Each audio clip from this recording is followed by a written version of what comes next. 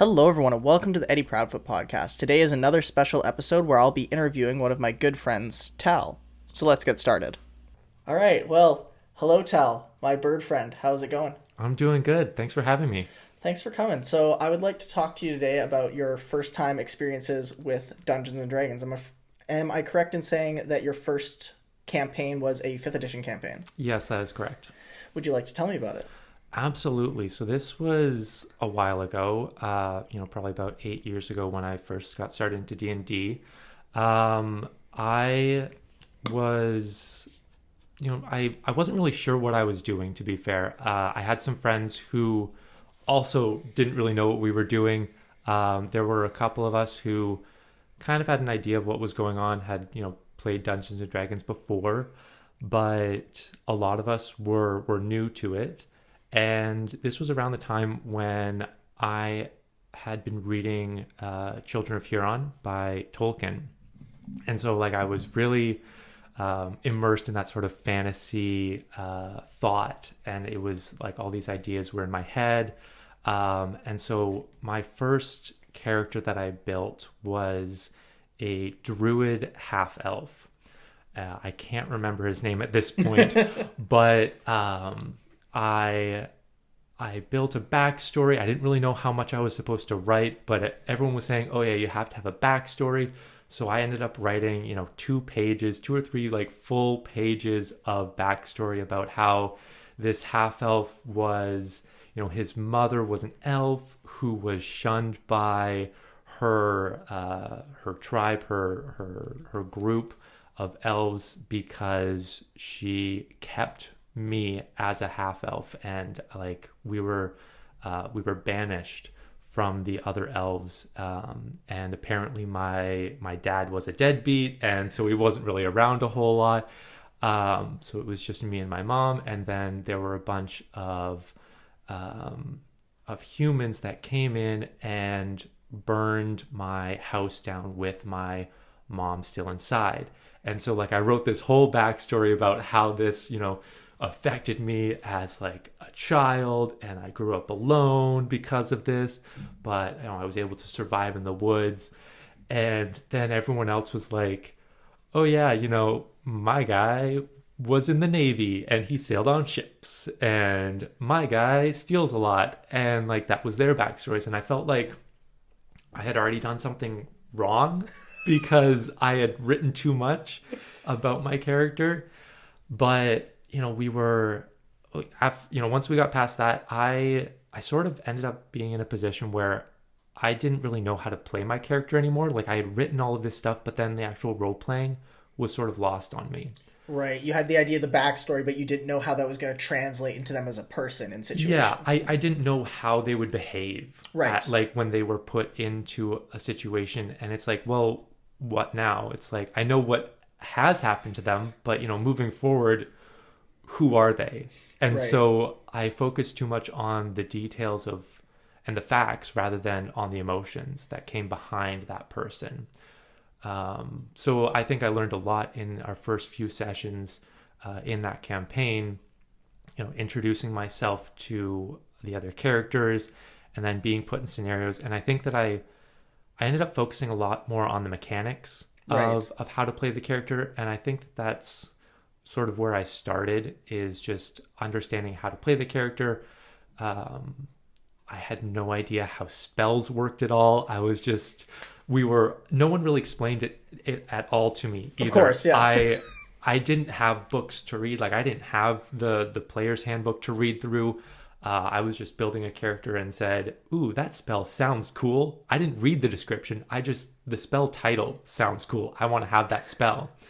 Well, and as we know, the spell titles are always accurate of the description of the spell, aren't they? Absolutely. And I remember the first time that I used a spell too, we had entered a Western style town in the desert, and everyone was yelling fire, fire, and we run over and there's a burning building. And so I cast create water to create a giant pool of water above the house and try and put out the fire. Right.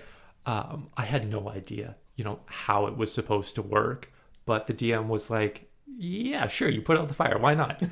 Oh, that's good. Yeah. So it was like, I didn't know if what I was doing was what I was supposed to be doing. I didn't really know where the story was supposed to be leading to, but it was still a really interesting experience that I wanted to do something. I asked if I could do it, and I did it, and that was really cool. Well, it's good the DM didn't squander your creativity in that moment, because it's always nice as a new player to have those ideas that really pan out into solving problems in the game, right? Yeah, absolutely. Did your DM ever get a chance to work your backstory into the campaign, or did it not go on long enough for that really to unravel? It was a pretty short campaign. I think we only had less than a dozen sessions anyways. Oh, okay.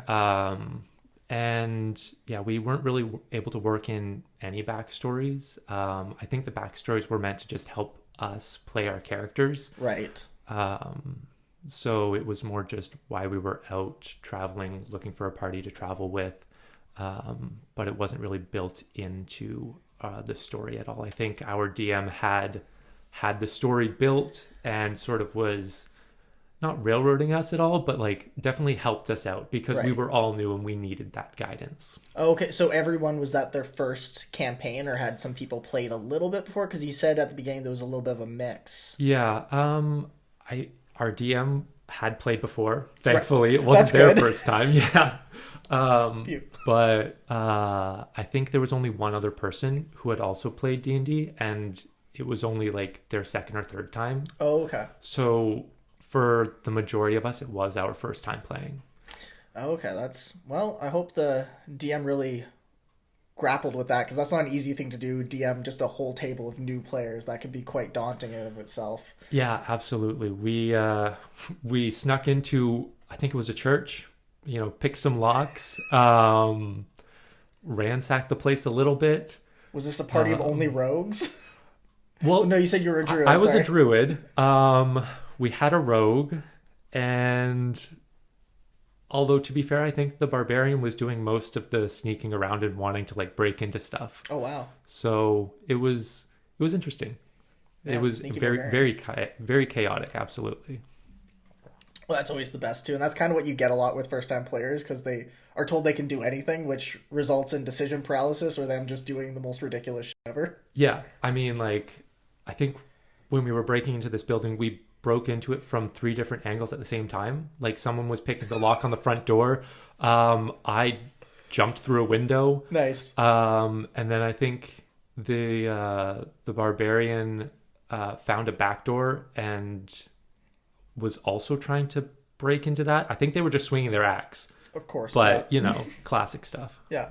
I would, in my head, I went immediately to, the barbarian's just going to ram themselves into the door. That's clearly the logical thing to do. It definitely felt like that in the middle of the session. It was just like, oh yeah, we're all just trying to be sneaky, and the barbarian is hacking at this wooden door. Checks out. Nice. So you said the DM had kind of a general idea what the campaign was going to be. Do you know if it was a pre-written campaign, like one of the books that D&D's put out, or was it their own homebrew idea that was just, this is what the campaign's going to be? I think it was a little bit more homebrew, but we didn't really get very far in the story. Right, you said 12 sessions. Yeah, so it was, and being my first time, I didn't really know the difference between a set story and, a DM's homebrew story. Right. So I'm just playing along. The DM has their screen up, so I don't know if they actually have a book back there that they're referencing or anything like that.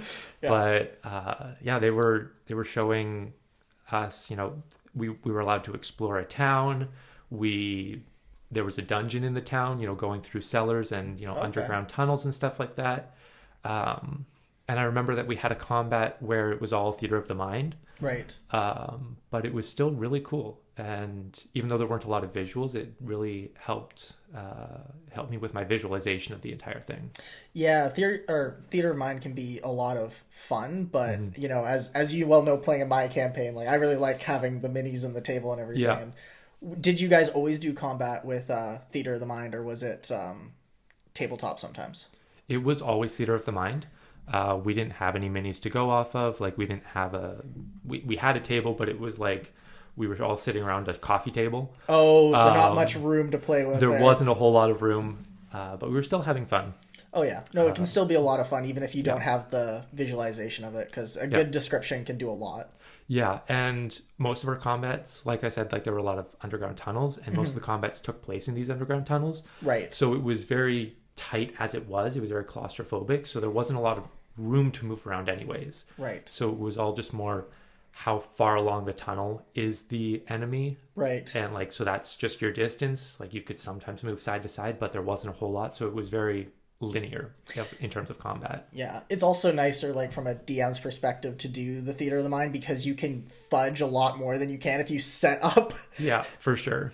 Yeah, oh, you didn't know about this thing until I brought it up to you, because there wasn't anything on the map because there was no map. Yeah, Absolutely. or even just like the simple aspect of how narrow the corridors are in different spots. Like that's just set up in the person's mind versus actually laying it out on the table. Yeah, for sure. And it adds up to a lot more flexibility. And, sometimes your character doesn't realize how tight that tunnel is going to be until you get right up to it. And you're like, oh, am I going to fit? I don't know. It's like, I'm size medium and this is size small. I guess I'm nudging my way through here. Yeah, exactly. Oh, that's fun. Yeah, it was a lot of fun. But as I said, it was short, and it ended too soon. But it was still really good. So you guys didn't get to resolve the campaign in any way? It just kind of ended one day for this, that, and the other reason? Yeah, I mean, it ended for me anyways, just because I was only there for the summer. Right. And we were playing in person. And then, after the summer was over, I went back to school in a different city. So it was just the natural end, I guess. That makes sense. Yeah, if they're not going to do a hybrid thing, or if it's not online, then that's kind of the end of it, unfortunately. Yeah, and this was, like I said, 8 years ago, when no one was really set up to do online sort of sessions. Right, yeah. That makes sense. So from that time until your next session was the next next campaign, was that with the one that we started a couple of years ago? I think so. I'm trying to remember. I think we did have another, not the same group, but I had another campaign that I was in, where that one was mostly online, where I was a half-orc barbarian. Ooh. Yeah. Another classic. Yeah, just smashy. Yep, the best smashies. That one went for quite a while, and it was really fun. We had a couple of veterans, and that was nice. There was a Goliath monk. There was a gnome rogue. Nice. And I think we had a dwarf fighter. Okay. So it was fairly well rounded. Yeah. And it was fun, but that one was definitely a pre-written campaign. Right. Do you know which one, or were you not privy to that I information? was not privy to that information, because it would definitely end up in someone looking ahead and spoiling it for themselves. Yeah. It's one of the reasons I've never actually picked up the pre-written campaigns, is in case anyone ever asks me to play one. Oh, yeah. Because I wouldn't run one myself, just because I like making my own homebrew worlds, but I wouldn't want to spoil something for myself in the future. Yeah, totally fair. Yeah, that makes sense. And you said that one was completely online that you did. Yeah, we were friends beforehand. Right. But by the time we all started talking about doing a D&D campaign, we had all moved to different cities. So we decided to do it completely virtually. And you used Roll20 for that? Yeah, we did use Roll20, and it was great. It was basically like the complete opposite from my first campaign, where it was all theater of the mind, and now we switched to everything's on a map. And everything has been planned out before session, yeah, too. Yeah, absolutely. Yeah. So like all of our towns had maps, every dungeon that we went to, a lot of the roads that we were traveling on had maps. Wow. I think the only thing that didn't have a map was like the overall world.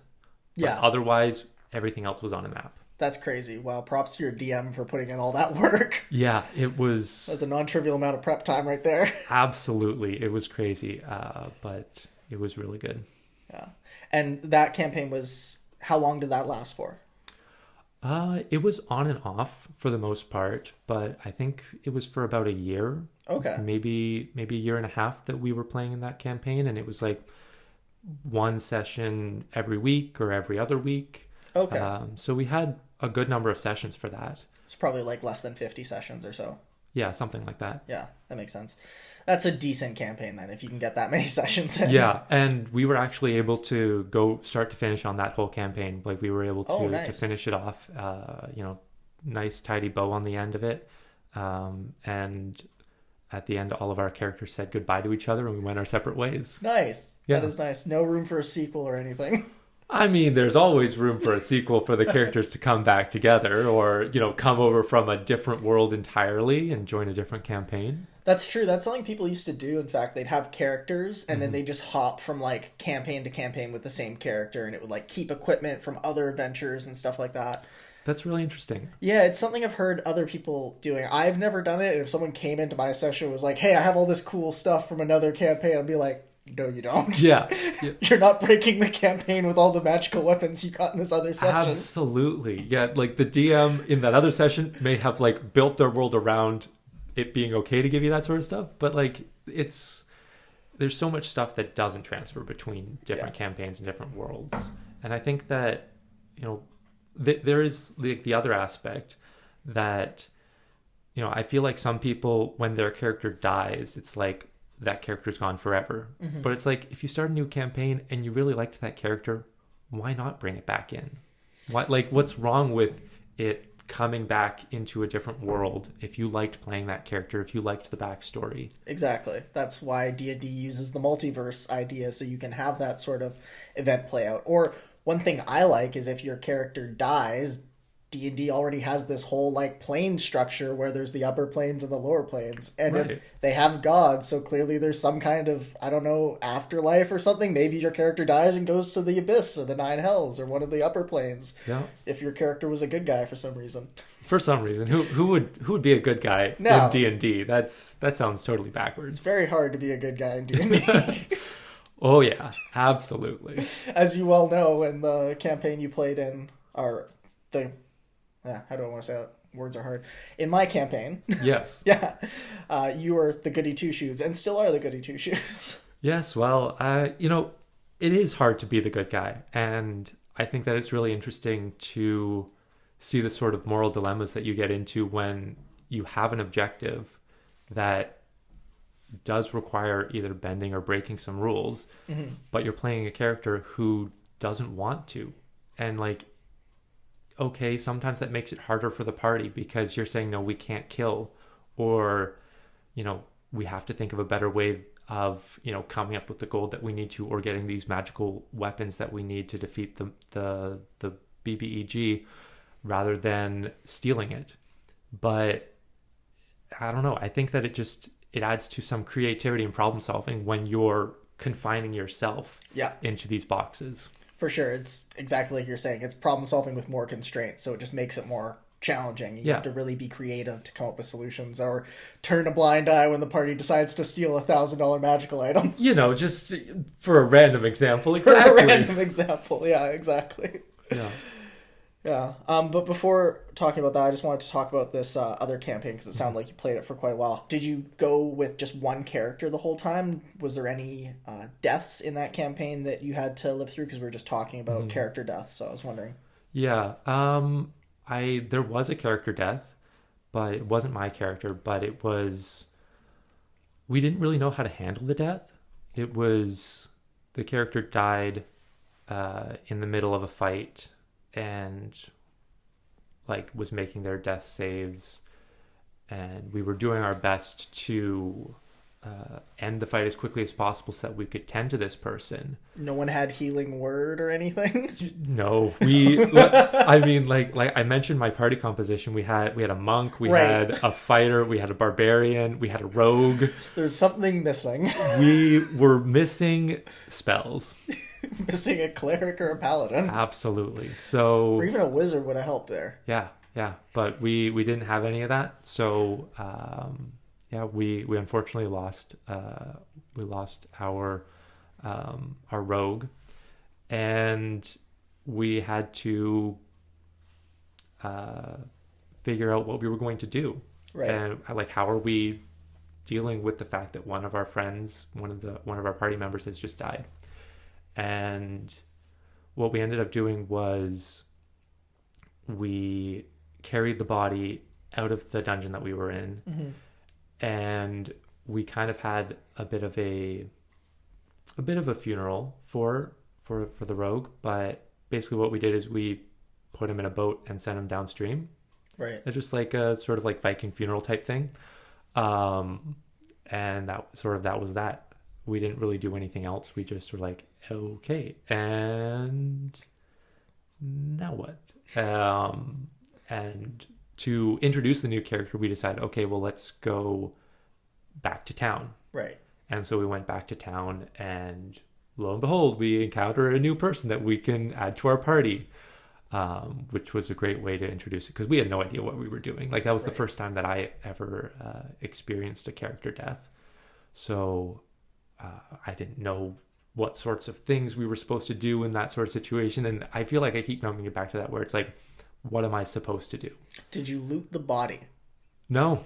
See, no, that was the first thing you're supposed to do. The rogue probably had good stuff on them. Yeah, probably. Yeah. But we were like, no, it's the rogue stuff. It's stuff. I mean, like, we were a fairly low level party. I think we were like level 5 or 6 or something like that. Okay. So like not like super low, but like we started out at level 2. And we had worked our way up to that. You're not like draped in magical items at that point, so you're not missing out on much. Yeah, exactly. Like I don't know, there was some gold. Yeah. A dagger or two. It's a rogue. Come on. Yeah. Like, I mean, the rogue's probably got a few coins in their purse there. Yeah, but I don't know. We either didn't think about it or we didn't need the money. Like, That's fair. It wasn't really that sort of campaign. Well, and like you said, you didn't know what to do. You guys were all dealing with a character death for the first time, so these thoughts weren't crossing your mind. Yeah, exactly. Yeah, so I mean, we go back to town, we get a new character, and then we continue on. Yeah. This time we had a wizard. There you go. Yeah. Nice. Do you remember what school the wizard was, or? It's not your character. I don't expect you to remember. No, I don't remember. It was I still wasn't very good with spells at this point, so I was like, I don't know. You're doing cool spells. It sounds like fun, but I just left it up to them. They kept talking about their wizard things, and I was lost. So your first 2 characters you played in the first campaign and the second were not spellcasters at all. Well, you had my druid had some spells, but I didn't know what was going on, so I picked some spells. I think I cast Create Water. I used something with thorns to entangle the enemy. I think it was called Entangle. Yeah. That's, those are the only spells that I ever used. But you're probably wild shaping a lot as a druid rather than actually casting spells. Yeah. Even though you're a full caster. Exactly. Yeah. So, I didn't really know a whole lot about magic. That's fair. And I think I was a little overwhelmed when I was playing my druid with the spells. I didn't really know how to use them, when to use them. So that's why in my second campaign I chose to do something that didn't have any spells at all. I didn't have to worry about that. I would just swing my axe and Rage. Can't go wrong there. Exactly. Yeah. No, that makes sense. What was the catalyst that got you to start exploring spells? So you did your first 2 campaigns. One was a caster, but you're kind of iffy on the whole magic thing there. Yeah. And then second one, you're steering clear of that. What gets you into starting to explore the world of magic in D&D? I got the PHB. All these years. It took me 4 years before I got the player's handbook. You never wanted to look it up online, or was it just a little bit too opaque because there's so many different resources? I mean, with the characters that I was playing, the druid, it was a short campaign. I had what I needed. I was already overwhelmed with spells. I didn't want to read anything more. And then with my barbarian, I knew the mechanics of the barbarian, right? And I didn't need to know anything more. So it's just, I didn't need to look into it, and I didn't really want to at that point. I was happy playing my character that was smashy, good stuff. And your DM knows the rest of the rules, so you could just defer to them. Yeah, and if I have any questions, or it's like, oh, they're the ones casting spells, well, they know what they're doing. Yeah. So I just follow them. But then, I got the PHB, and then I was like, okay, I have this book that has the rules. I want to know all the rules. So I read the entire PHB front to back. Oh, wow. You're one of those kids. I'm not judging you. I did the same thing with 4th edition the first time I picked it up. And okay, I didn't read it all front to back, in order. I read the entire thing, but I didn't read it starting on page 1, going all the way to Annex C or D or whatever it is. You read it like a user manual. Yeah. Yeah. I was curious about all the different races, so I read a little bit about each one. I'm curious about the classes. I read a little bit about each one. And then at the very end of the classes, there's wizards, warlocks, sorcerers. Yeah. And it's like, oh, there's all these spellcasters. And it looks like they do some really interesting things with spells. Well, what are spells? And so I flip to the back, and that's when I start reading about spells. Mm-hmm. And, I'm looking at level 1 spells, level 2 spells. And then I thought, these are kind of cool. They do some interesting stuff. And then I flip to the level 9 spells. I start reading about those, and I'm like, oh, there's But you're just like, sorry, I cut you off. Continue. No, I'm reading about level 9 spells, and I'm like, there's some crazy things that you can do at high level magic. Like, oh yeah, like it's ridiculous. Some of the stuff that you can, in my mind, get away with. Yeah. When you're casting spells, it's like that shouldn't be allowed. This is, I'm over here swinging an axe, and you can break reality effectively. Yeah. Like, geez, okay.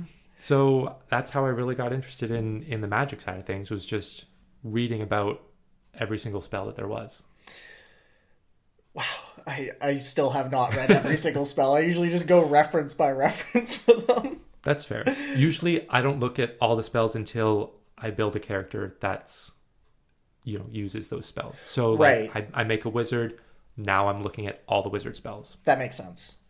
And you're not looking at 1 to 9 right away. You're just kind of like looking in the realm of what you're building, or are you looking all the way up to your 9th level spell, even if you're never going to hit level 17? Usually it's still in the spell range that I'm building my character for. I typically look up until like level 5 spells, just so I have an idea of like where it can grow to. Right. And then, once you're at to like level 6, level 7, level 8, level 9 spells, like that's more when like you have no idea how the campaign is going to go and what you're going to need when you get to that point. Mm-hmm. You can be, trapped at sea, and so you're going to need a certain set of spells for that. You could be on a deserted island. There's so many things that, there's a lot of spells that are just situational. And especially some of those higher level ones, like where are you in your campaign?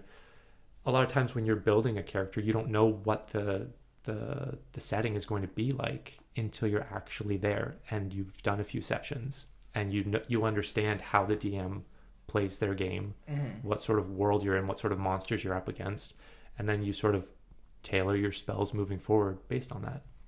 That makes sense. Well, depending on what class you are, it's a lot easier to do that than other classes, because if you're a known caster, then it's going to be very hard to tailor your spells since you can only swap out one every time you level up. Absolutely. But I mean, that's a reason why I would recommend to a first-time player, if they're going to do a caster, do a prepare caster, because then at least you can swap out as many spells as you want. Yeah, for sure. Absolutely. Clerics, paladins, just, yeah. Oh, you have to pray to switch out all the spells that you've prepared? Awesome. Yeah. Do that. Spend 10 minutes and you're done. Or even druid, just sit down, meditate. Yeah, absolutely. Yeah. Or wizards, sit down and think about things. Yeah. Look through your spell book. Well, they can swap things out of their... Oh, no. They prepare from the spell book. That's right. Yeah. But they read still, the spell they've got book. a massive spell book. Yeah. It's pretty big. It's like decently thick. It's a thick boy, absolutely. Yeah. It's a big book. The wizard's spell list that they can choose from is thick. Their spell book is thick. And then they can only prepare, an average number of spells. Kind of sucks, but it is what it is. But they can always ritual cast out of their spell book. For sure. That's nice.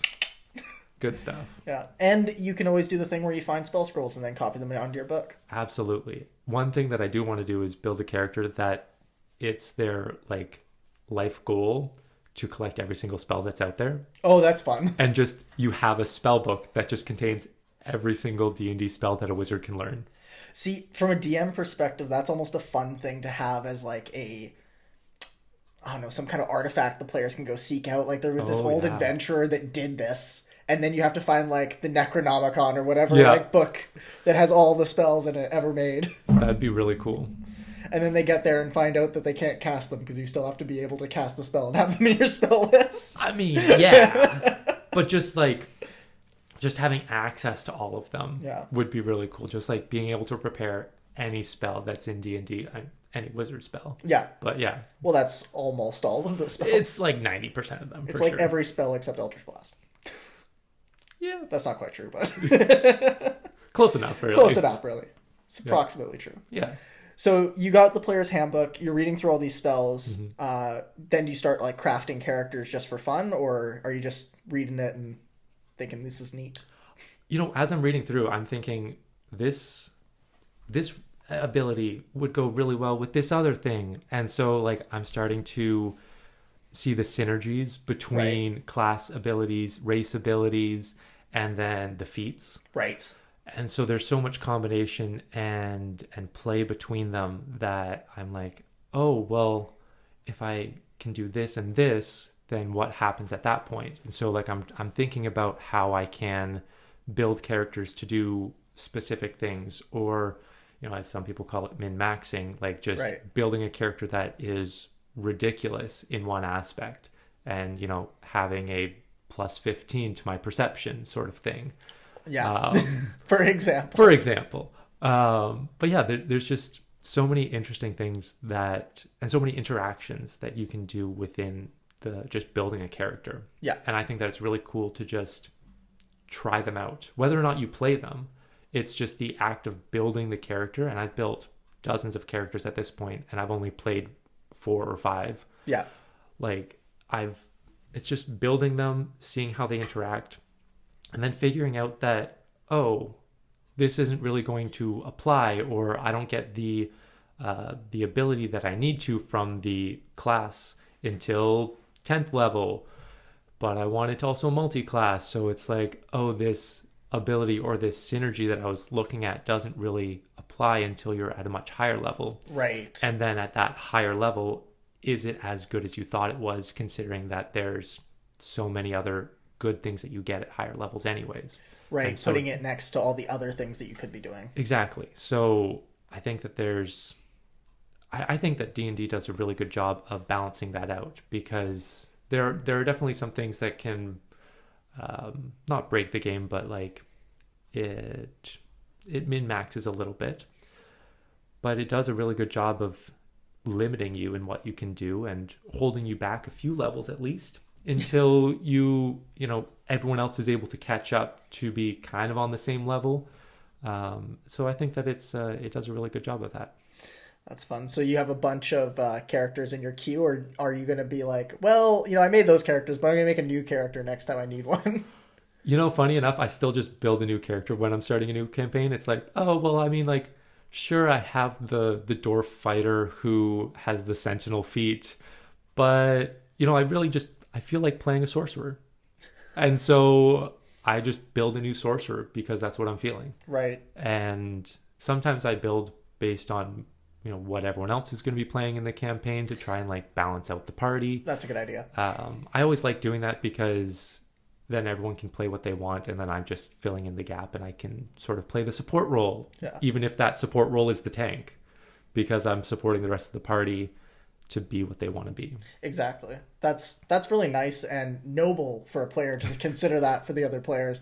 Although it hasn't worked out well in our current situation where we don't have 2 clerics anymore, but we had 2 clerics for a while. Yes. And 2 necromancers. You know, it is what it is. Sometimes we try and balance it out, but yeah, with our campaign and the rate at which characters are dying off or swapping out, there was like what 4 deaths that were pretty like back to back there, 3 or 4. Yeah, like most of the party just swapped out their characters. So, oh, you died. Sorry. Yeah, I think the players realized that, I can change my character. I'm going to do that. Yeah, absolutely. So I think it keeps things fresh. Like being able to switch out a character, if you're not feeling it, switch it out, because you always want to be having fun. And if you've been playing a character for so long and you sometimes you end up playing the character a certain way, and it ends up going, you develop the character and it ends up in a place that you don't want it to be. Yeah, no, I know exactly what you mean. You don't want you don't want to be playing the character that you've built because of the situations and the way that it's grown, and you can't really back out at this point because that's the character. Yeah. And so it ends up being a duality between role-playing the character and playing how you want to play. Yeah, and that's like the number one thing about D&D is you want to make sure whatever you're doing, the goal is to have fun. It's a game. You want to enjoy yourself. You want to make sure everyone at the table is enjoying themselves. So if you've put yourself into a corner and you don't like that corner you're in, it's like, get a new character. Try something else out. Talk to your DM about a way you can have your character sail off into the sunset, or give them license to just brutally murder them for fun. Yeah, absolutely. Oh, the party turns on you and you die. I had that happen to me in a campaign once. That's awesome. And I loved the character, and I didn't want them to die, but it was great. Oh. But I guess it's a little bit harder when you don't want the character to die. Well, they were a functional mute, and then they had attuned to a weapon that happened to be cursed, and then they refused to give up the weapon because that was part of the curse. And rather than anyone try to do remove curse, they just killed me when it was convenient for them to do so. Well, that's not the best. This is not a good party. Yeah, I you know what? I think I noticed. Yeah. It's okay. My character now is the one trying to get them to do the right thing. Oh, that's always nice. It's not working out very well. Well, it's always an uphill battle fighting against evil. It is. Even when that evil is within your own party. Yes, even when those evil party members are your dear friends that you love. And you can't kill them. No, you can't. Because you're the good guy. You have to let them see the light. And you can't force them into it because that's not the right thing to do. You have to just do a little bit of light nudging. You have to guide them, show them the correct path. But in the end, they have to choose it. And oftentimes, they just don't want to choose it. Yeah, it's just the shiny things to steal in the store shop. So And you're stuck in this perpetual cycle of praying for their own ability to see their wrongdoing. But... you know, that's what makes it hard to believe in gods when the gods won't answer your prayer, that your party turns to the light. Yeah. It's too bad that the gods don't answer your prayers more. You know, hopefully that'll be changing soon. Yes. So I guess that's a nice segue to talk about your character that you started in my campaign, Cyrus of the House of Zarall. Yes, Cyrus. He, I think, was my first, like, goody two-shoes. Like, he is going to do the right thing all the time. And at least that's how I try my best to play him. Yes.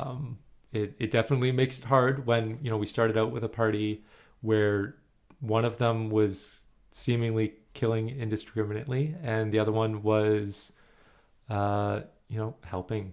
So it's tough. Well, your character came out, I think, around like the 5th or 6th session. Like it was the 4th day, but it might have been like the 8th or 9th session of that campaign. Yeah, I didn't start at the beginning. And at the beginning, they went into a very tiny little dwelling, like barely even call it a dungeon. Yep. And there were some cultists there, and there was a circle of items in a green glowing ominous circle, and they thought, hey, let's pick these up and attune to them. And they were cursed, and then the party all got curses.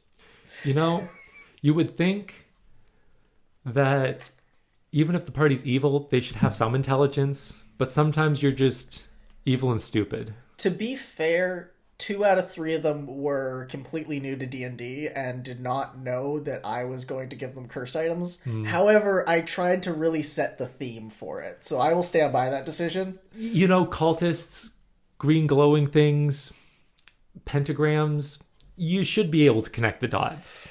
Or at There's least only so much I can spell out. There should be a little bit of caution. Yeah. But, you know, it led the party a certain way, and it wasn't bad. It was still fun to play. Oh, it led to some really great moments later down the line. Absolutely. Yeah. Speaking of doing the right things, there was that one time when the murderous party member decided to kill the hotel clerk, and then Cyrus was so shocked that... Oh. Well, I'll let you tell the rest of this. Do you remember that? You mean when we ended up taking everything out of the cash register, or when I ended up volunteering myself and essentially like having to fight in hand-to-hand deadly combat so that I could absolve that party member of their sins? Well, that is a second story that was really good too, but I was thinking specifically the scene of you just putting back all the keys that had fallen out. Oh God. Right. So they were, yeah. So, you know, there's 2 of us, trying to check in to the hotel. There's all the keys up behind the desk manager. And, when someone is stabbed so violently that they fall back and knock all the keys off the shelf, and you know that something terrible has happened, but you still have to do the right thing. The right thing's putting the keys away. The right thing is just cleaning up afterwards. Sometimes the best you can do is clean up the mess that everyone else made. And so picking up all the keys, putting them back in the right spot, that's a good thing to do. Some people might say messing with the crime scene is a bad thing, but hey, I'm not going to judge Cyrus. Maybe, but at the same time, I think the worst thing that Cyrus did was in that moment was when he took a hotel key and didn't pay for it. That's true. And robbed the cash register.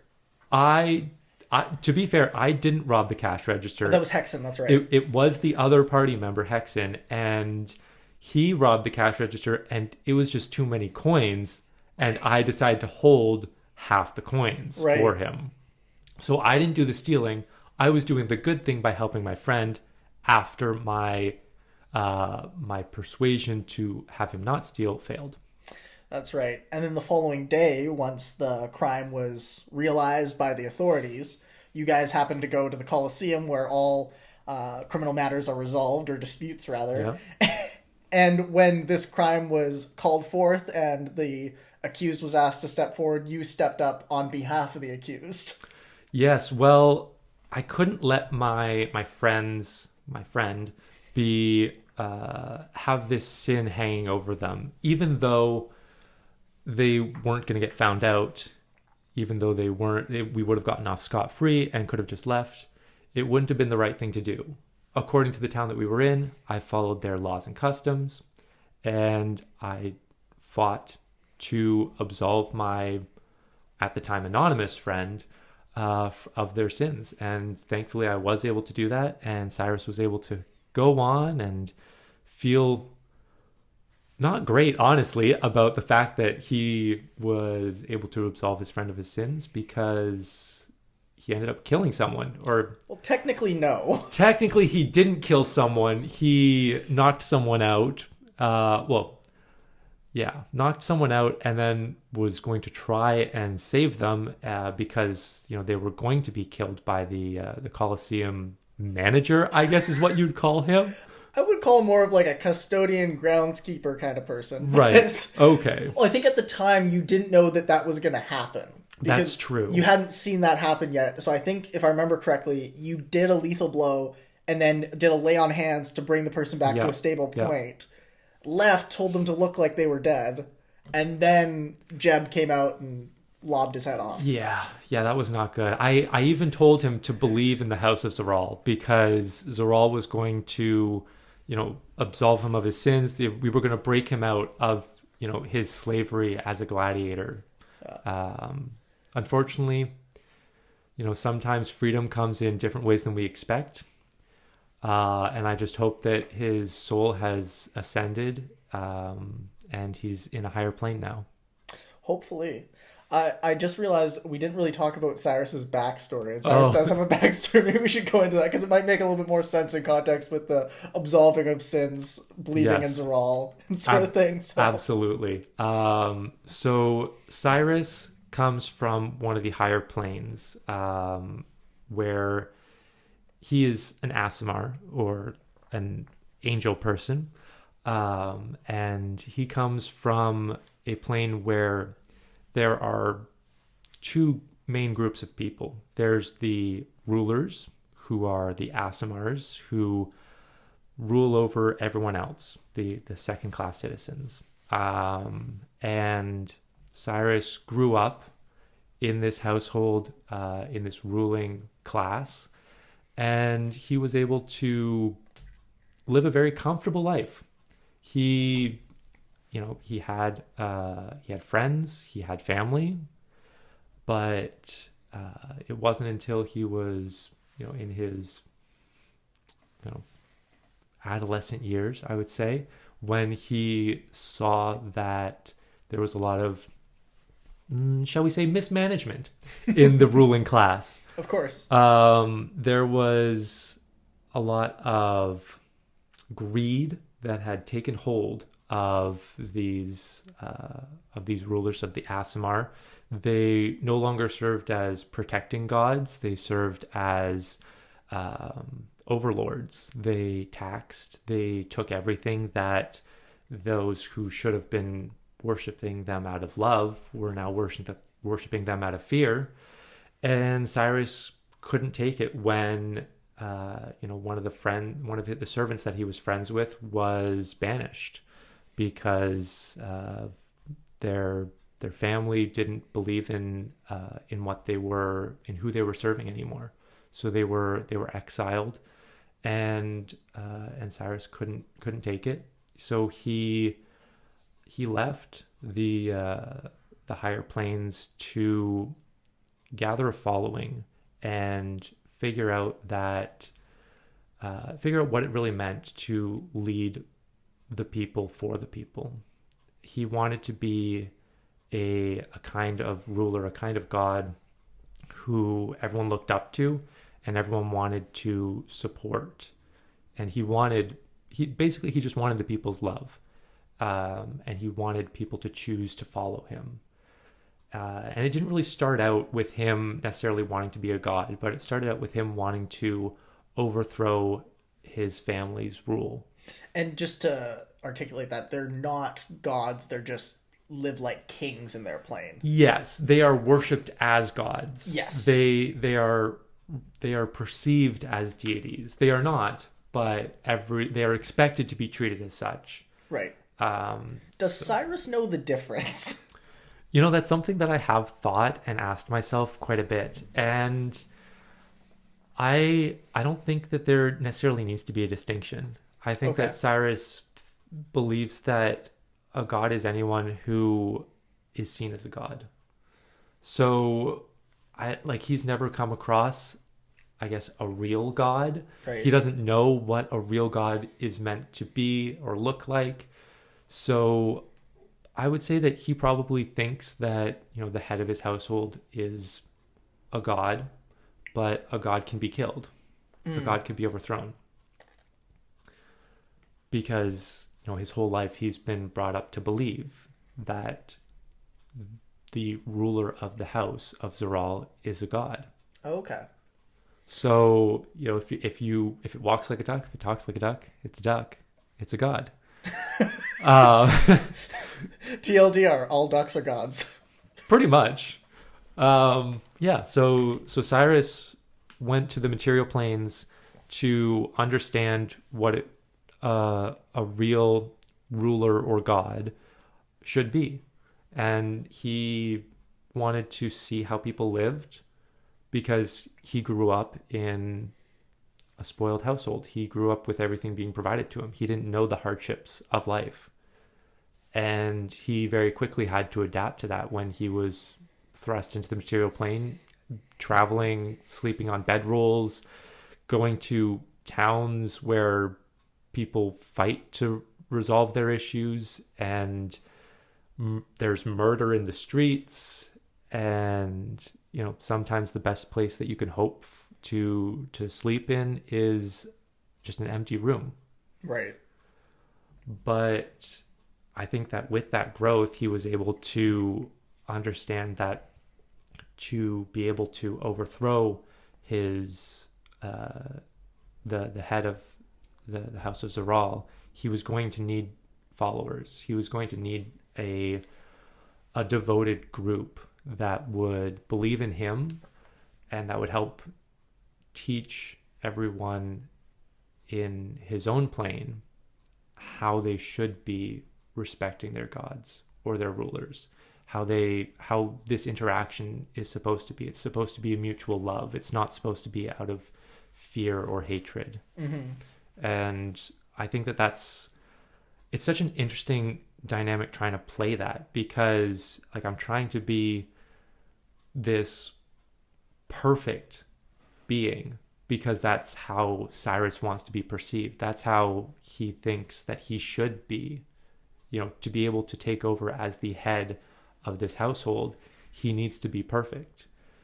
And what perfection means to him is so subjective. So how do you be perfect when you're still trying to figure out what that means, what that looks like. And so it was very difficult to play Cyrus. But I thought you did a really good job of it. I thought Cyrus was very consistent in how he acted in situations. Mm-hmm. I also would like to say, just tying it back to what you said about your first character having this in-depth backstory, but then not knowing how to manifest it. Yeah. I never saw that with Cyrus. I definitely saw you had the backstory, and then in every non-combat instance, I saw that like exemplified.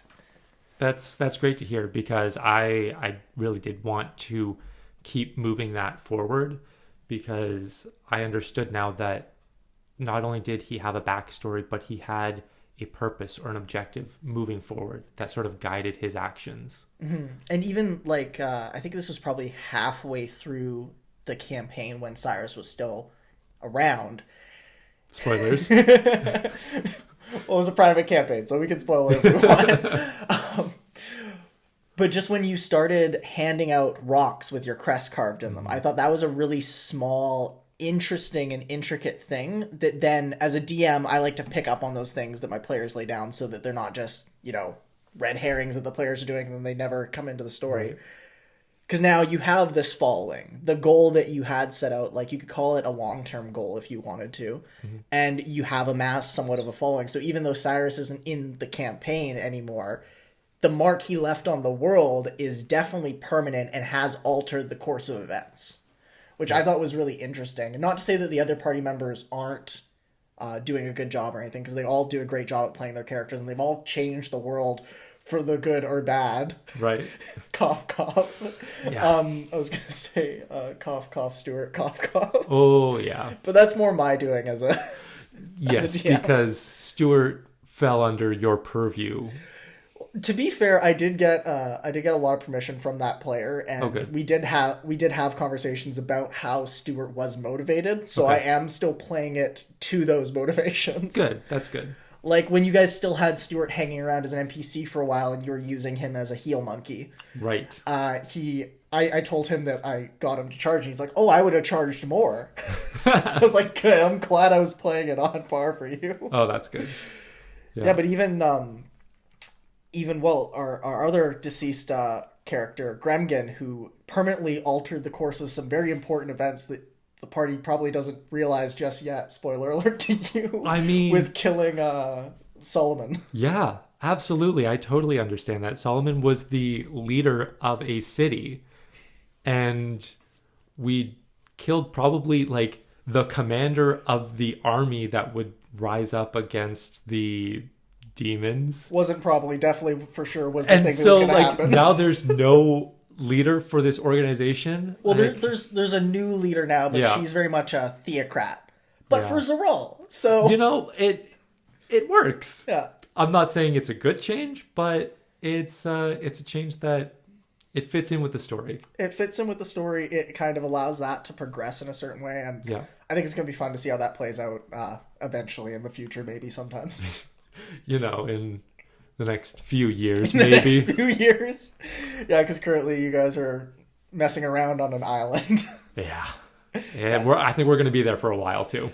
I think so as well. Yeah, I think because we're going to pause the campaign in a couple months here. I was thinking about this yesterday or today because I was trying to figure out where you guys are going to go. Yeah. And I was thinking, realistically, you're probably going to be on this island when we pause still, based on how much we've been progressing. For sure. Yeah. I think I expect us to spend at least another 10 sessions on this island. Yeah. Yeah, I think that's accurate. Yeah.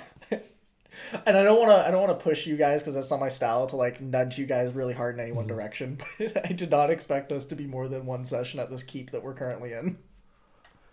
Yeah. Well, I mean, to be fair, it is a keep about dragons, and we have one character who is very much into dragons. Yes, and I think...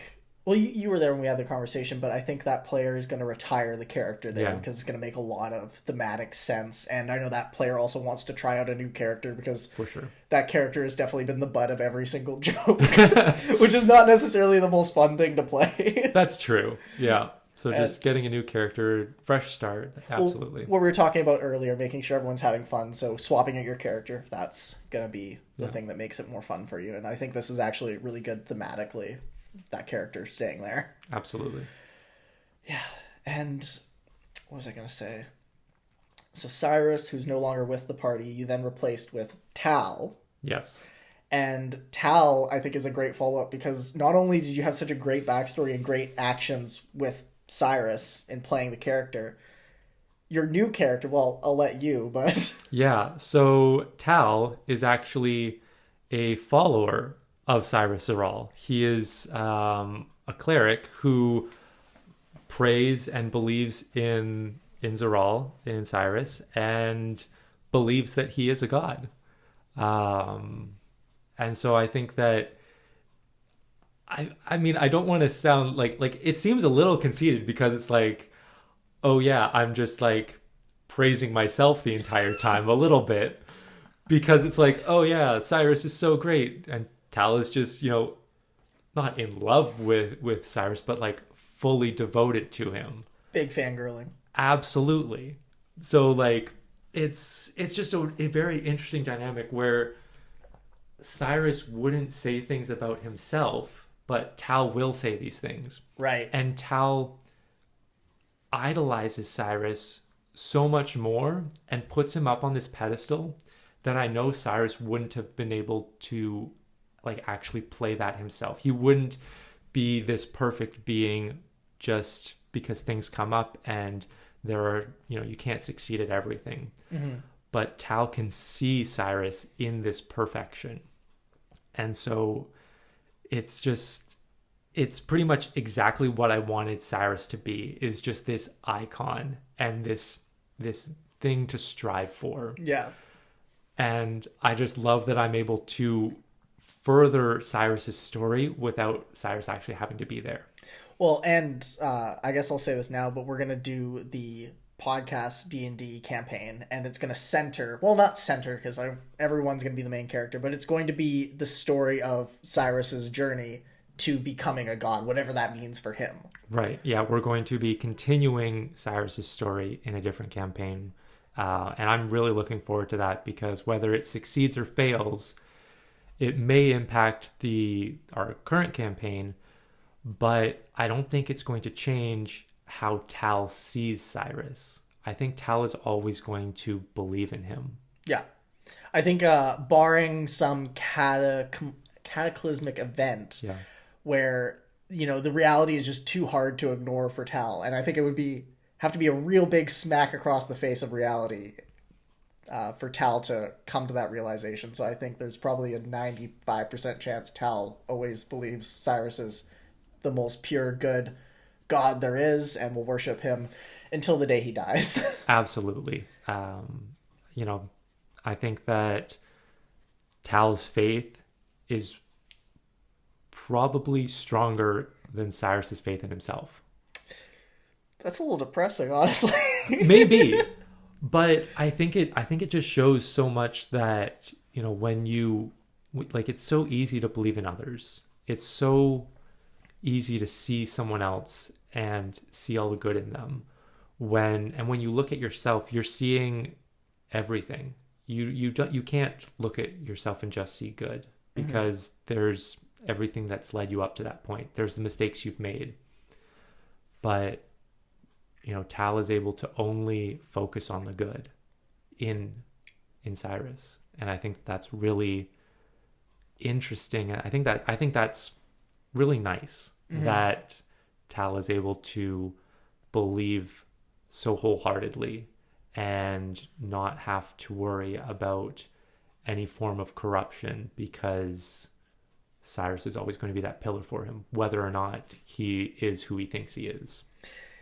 Yeah, and I don't think any current party member is going to shatter that glass for Tal, because all the party members that would have done that are dead.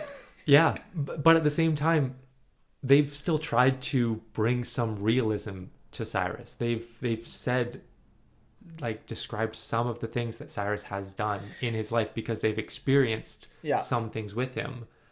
And Tal he embraces it all. He's able to always spin everything into a good light. He's always able to, see the best in all these stories. And, if it's something that really can't be spun quite right. Oh, well, you just didn't remember correctly, or that's not how it actually happened. I know that my Cyrus would never do that.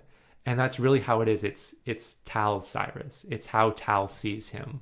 And I think that talking about another character that everyone knows, but the fact that, and that probably I know the best, but the fact that Tal doesn't know those, like, he doesn't know those specific details, I think that's really fun, because it's this sort of like word of mouth, things get distorted or interpreted in different ways, and it shows how these like facts and people can turn into legends. Yes. Even though it's only been a few days since Cyrus has left and Tal has joined, there's already this air of mystery and this legend that has become Cyrus. Well, to be fair to you, honestly, that legend was cultivated over many sessions, and I think even the campaign, I think we're on day 33 or something like that. And I don't remember exactly what day Cyrus left, but I think he's been gone for about a week or so. I think at this point. Yeah, that sounds right. But yeah, the fact that in the span of just over a month, he's gone from no one knows this person to there is a following that is centered in one of the main towns that you guys have explored. Yeah. And there is a whole theology around it that is now the main cornerstone of how that town governs. Yeah, well, I mean, Cyrus did put a lot of effort into gathering followers. Whenever we were in a town, he would get up on his soapbox and he would deliver a speech to the townspeople to let his values and let his beliefs be known. Mm-hmm. And I think that, just him constantly putting himself out there and like making those statements, absolutely, it played into a big role of like him being well known, but it also played into a big role of him discovering himself. That's true. Because like having to put words to the feelings and the beliefs that he had was so empowering, because he was able to zero in on what really mattered to him. Mm-hmm. Well, and just on a follower basis, I think one of the big reasons you guys did so well is there's so much rapport building you guys did in that town in Craigshaft, where you did amass, I think all of your followers pretty much come from Craigshaft. Right. Because I think there was one session where you recruited, like, I don't remember exactly what I said, but it was probably like 1,000 or something. Yeah, something crazy like that. Something like that, yeah. Well, I mean, we're saying towns, but all these places were big cities. They had about 1 million people in them. So you amassed about 1,000. You also worked with Solomon Goodman, who was the town general for a long time. Right. And you had your band of, what do you call them, mercenaries that came with you guys on an expedition. I would say they were more like the soldiers. The town army. Yeah, they were soldiers. They were like hired, and they were living in the town. So like it's a small battalion. Yeah. We had like a small group of people that we went out on an excursion with, and then never used once. It was a missed opportunity, but at the same time, like playing your own character and then also managing other characters. Yeah, it's a tough call. Yeah, I don't know. I don't know if I would do that again as a DM, going back telling you guys to make a bunch of level 2, like, what was it, fighters and Rangers. Rangers, yeah. Just to have on hand in case things got messy. I mean, I feel like you were giving us an out at that point. We were like, oh, we need to leave, but we're gonna lose some people along the way. They were the NPCs you were gonna lose. Yeah. Yeah, exactly. We were going, into the lair, and it wasn't going to be pretty. Yeah, well, how you guys did that I thought was clever, the sneaking through all the side buildings there and everything, not going headfirst into it, which was obviously my anticipation. I thought you guys were just going to go straight on into the crowd, which is why I gave you a dozen bodies to throw at things. Well, we threw the dozen bodies into the crowd, and we went somewhere else. Yeah, but just in the shallow end of the crowd. Yeah. Don't go in too deep, because we don't want to kill you off yet. Yeah, that was fun then, wasn't it? And then you left the familiar cat, but then you guys didn't realize that the cat could only get communications within 100 feet or something like that. Yeah. So that was tough. And then we had my owl companion. Yes. Verdania. Yeah, Verdania. She was a good pet. Well, not pet. She was Companion. Yeah, absolutely, lifelong friend. Yes. Yeah. And then the whole party got Verdanias at one time. Oh yeah, because you gave us spell scrolls and we could each cast Find Steed. Yeah, I broke spell scrolls for a moment there, then unbroke them. It was enough that we could all get flying giant owls, and we made great use of them. Yeah, it was more me as a DM wanting to use a bunch more overpowered stuff and being kind enough to not want to kill you all off at the same time. I appreciate that. I do too. I like the characters. It's kind of like, you wanted to have high level stuff, so you had to give us high level stuff, but then you were like, okay, now that that's over, how do I take it back? Yeah. And I feel like you did a really good job of doing that. I appreciate it. Thank you. Yeah, no problem. Well, I don't know how we wrap this up, but I think that's a good note. Just flattering me seems like a good way to end this. Absolutely. Flattering the DM is always a good idea. Yeah, that's how you get inspiration for no reason. That's how I always get it anyways. Well, thanks again for talking to me today, Tal. Thank you. I appreciate it. Thank you so much for listening to this special episode of the 80 Proudfoot podcast. If you enjoyed it, please follow us on Instagram, Spotify, or Twitter. And as always, may the gods have mercy on your soul.